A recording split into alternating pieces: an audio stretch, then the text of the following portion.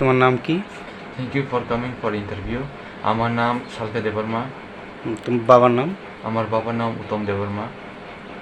তুমি এই বছর মাধ্যমিক পরীক্ষা দিয়েছো, মোট নাম্বার কত পেয়েছো? 478। কোন স্কুল থেকে দিয়েছো? ডন বস্কো স্কুল নাবসাদা। কত পেয়েছো মোট নাম্বার? 478। তোমার বাবা এমনিতে কি কাজ করে? আগে তো আমার বাবা 10,323 এর টিচার, আর টার্মিনেশন হওয়ার পর এখন সংসার চালানোর জন্য একটা দোকান আছে। তোমার বাড়ি কোন জায়গাতে? আগে তো আমার বাড়ি পুরানো বাড়ি হলো কাঞ্চনমালা, আর আমরা এখন থাকি মঙ্গলচন্দ্রপাড়া। তুমি ভবিষ্যতে তুমি লেখাপড়া করার পর কি হইতে চাও? লোকদের সেবা করতে চাই, আর আমি তখন সায়েন্স স্ট্রিমে পড়তে চাই, আর ফিউচারেও আমি এন্ট্রেন্স দিতে চাই। সরকারের কাছে তুমি কি চাও?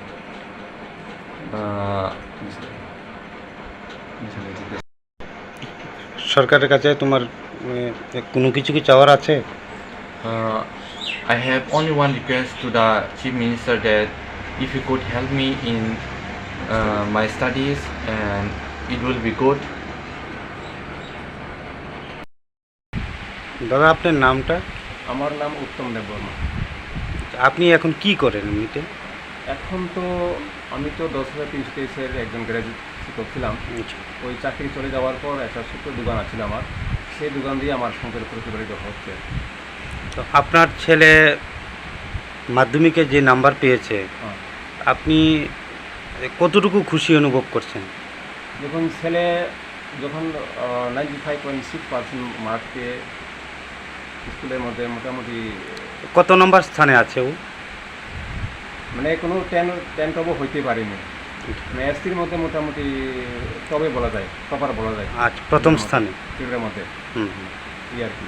আজ পর্যন্ত কেউ আপনার ছেলের সাথে এসে দেখা করেছে এরকম কেউ?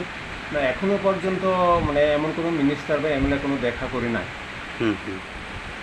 তা শুধু ওই লোকাল পঞ্চায়েত থেকে একটা কি মেসেজে দেখা করেছেন আমাদের সাথে। আপনি আপনার ছেলেকে মানে ভবিষ্যতে কি বানাতে চান? দেখুন, আমি তো কোনো বাবা মা ছেলেকে বড় করতে চাই, অনেক অফিসে করতে চাই, কিন্তু এটা আমার ইচ্ছা থাকলে তো হয় না, এটা তার ইচ্ছার উপরে। সে যদি সায়েন্স করতে চায় সে পড়ুক, আর সে যদি আর্টস করতে চায় আর্টস করুক। আর যদি সায়েন্স করতে যায় তাহলে তো আমার একটু মানে টাকা পয়সা ব্যবহার সবার তো একটু প্রবলেম হতে পারে। যেহেতু সে সায়েন্স নিয়ে করতে চায়, চেষ্টা করব সায়েন্স নিয়ে পড়ানোর। আপনার বাড়িটা কোন জায়গাতে? বাড়ি এমনি তো আগে আসলো কাঞ্চনমালা, আর এরপরে আমরা জেকে নগরে বাসিন্দা আছি। এখন থাকি বর্তমানে মঙ্গলচন্দ্রপাড়া, মানে জম্পুই জেলা আন্ডারে আমরা আছি এখন।